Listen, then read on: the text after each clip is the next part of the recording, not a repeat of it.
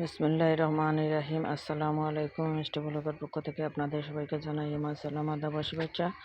দেশ বিদেশের ভাই বোন বন্ধুরা কেমন আছেন? আলহামদুলিল্লাহ, হতে ভালো আছেন। আমি আলহামদুলিল্লাহ আল্লাহ মেহরবানিতে ভালো আছি।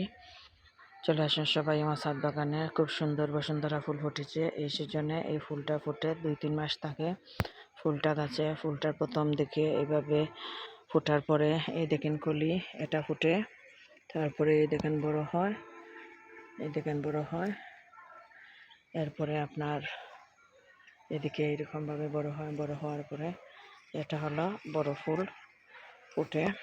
এটা শুধু ফুলই ফুটে এইরকম। এই দেখেন হলুদ, ভিতরে কলি আছে, হলুদ ধরনের একটু ফুটে সাথে। আর এই হলো আমার পুরো গাছটা মোটামুটি। আর শীতের সিজনে এটা মরার মতন থাকে, শুধু পাতা থাকে। সারা ফুল ফোটার পরে ফুলগুলা ঝরে যায়। ফুলগুলা ঝরে যাওয়ার পরে পাতাগুলো ঝরে যায়, ঝরে গিয়ে শেষ হয়ে যায়। তখন শীতে এটা ফুল ফুটে না, সমস্ত অবস্থা থাকে।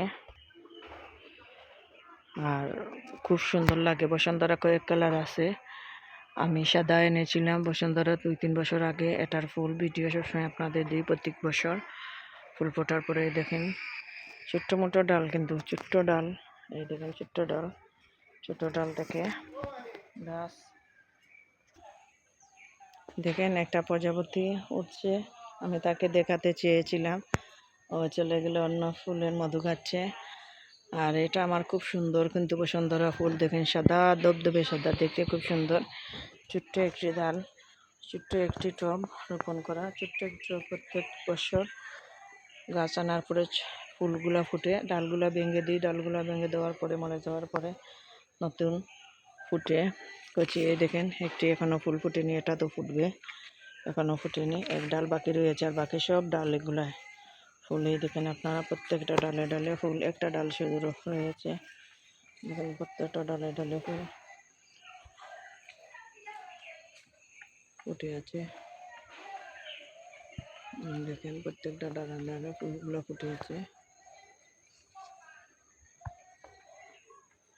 আলহামদুলিল্লাহ। আর খুব সাধারণভাবে কিন্তু এই রোপণগুলো আমি করি। চা পাতা দিয়ে, তারপরে কলার খোসা দিই, ডিমের খোসা দিই। ডিমের খোসা ব্লেন্ডার করে ধুয়ে শুকিয়ে কলার খোসা ছোটো ছোটো করে পিস করে কেটে নিয়ে আপনার এই ব্লেন্ডার করে শুকিয়ে, তারপরে কখনো কলার খোসাকে 2-3 দিন পানি দিয়ে ভিজিয়ে রাখি সেই পানিটা দিই। এটা কার্যকরী, তাড়াতাড়ি হয়ে যায়। আর চা পাতাও দিই সাথে। আপনার